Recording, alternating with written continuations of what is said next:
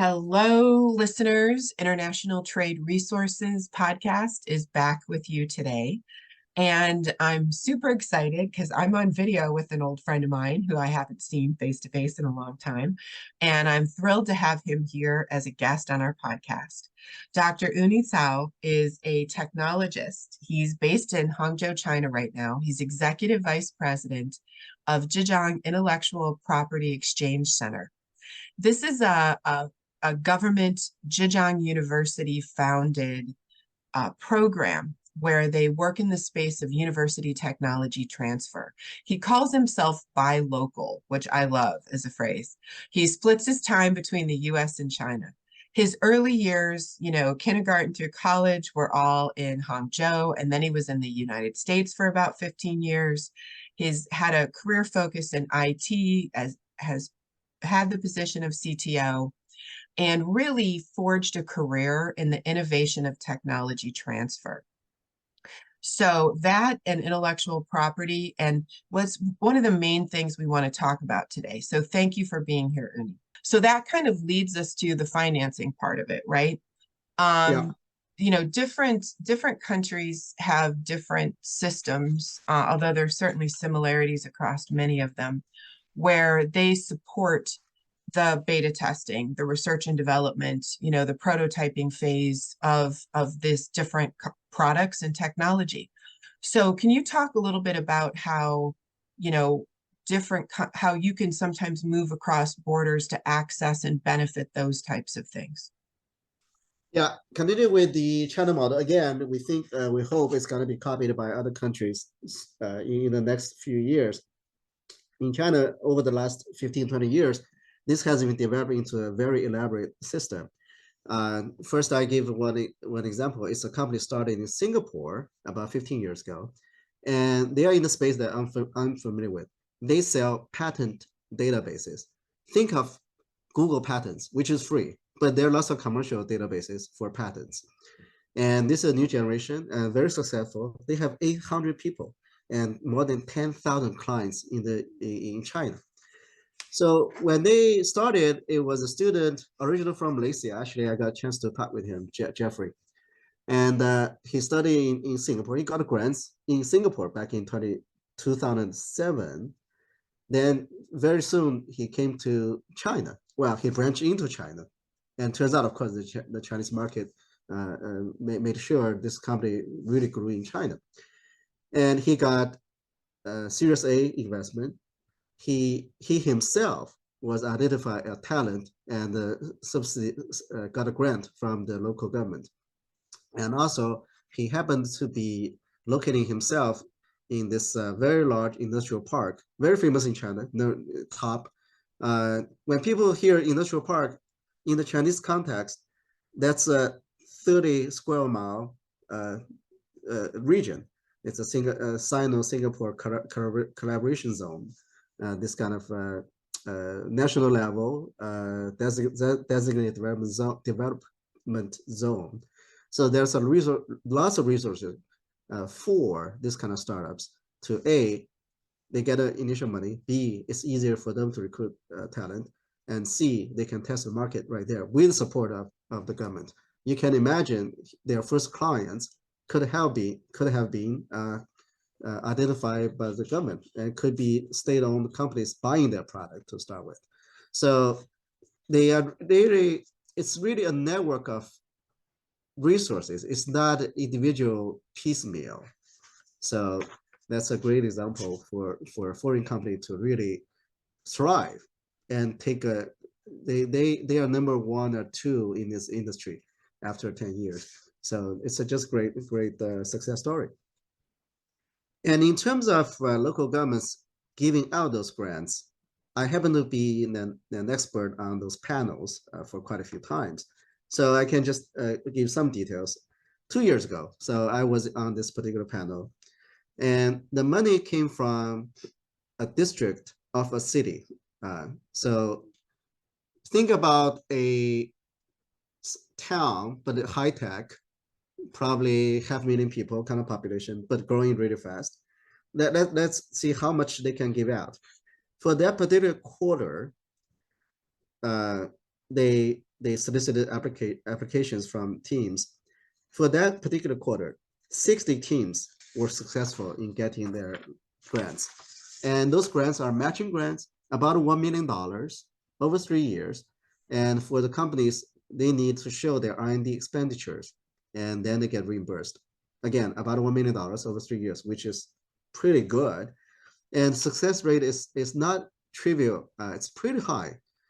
The 60 teams were selected from about 150 applicants. And those 150 teams show up in front of those panels of experts. And in this case, because 2 years ago it was in pandemic, it was remote video conferencing. But otherwise, they have to show up in person. So they present their business plan for about 10 minutes, and the 5 experts will ask questions for 10 minutes. And that's about it. And after that, I, as an expert, we assign the scores on that. Later, I checked the winners, and the government did not have any interference to the scores we assigned. And that is pretty remarkable, pretty transparent. So the government really relied on the experts to do the job.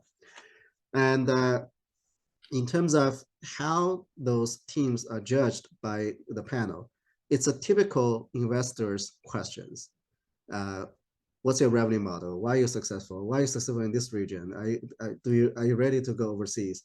What's your team like? Why you, not other people? Why this industry is growing at this kind of things? You can imagine if you have a startup, this is a question you are ready to answer. And finally, let me give a profile of a particular company. And 2 founders, they got their master's degrees overseas. They grew up in China, but they got their degrees in another country. And the technology was from overseas too. They developed initial technology there. And their particular product actually is pretty useful. It's AR, VR software for classroom teaching in K-12 schools. And under our questions, the founder said, okay, we're gonna sell to schools first, but we do have plan eventually to sell to parents so that they have a much larger market. Very good logic. And very importantly, they have been in business for 3 years, and they have about 10 million RMB revenue already, which is about $1.5 million US dollars equivalent. So these are kind of profile. You can see that A, these are international teams. B is in places like China, they found a home. C is their topic, actually, the thing they work on is pretty advanced. They can easily move their products outside China, be successful in other countries too. And they are very international. They spend years outside China. So their business thinking, their language, it's just no barrier at all. So these are international teams that we're looking at it these days. And again, they find a place like China, someday will be Vietnam, someday will be India. They will be highly mobile. That's interesting. It's reminding me, I sit on an advisory committee for a women-owned biotech incubator in Australia, actually. Okay. And yeah, because we live in a multinational world. And so they take in a cohort of companies, and they have a couple different stage programs. They have a very early starter, and then they have a go global scale, which is the one I typically get involved in. How do we take our product internationally? But they have a team that work, and I'm one of the team people, with unpaid advisors, volunteers, and we help them get ready for going to that next step. And then they present to a room of, investors and get the funding they need to really launch their business on a bigger scale. So I'm more in the scale up, go international version of that. Right. And then I would also highlight from what you said, it's important to recognize that many of these opportunities are hyper local. So whether that's the US, whether it's China, whether I was just in Greece for a month and met with, some of the M&A investment people in Greece when I was there. In Germany, I had meetings.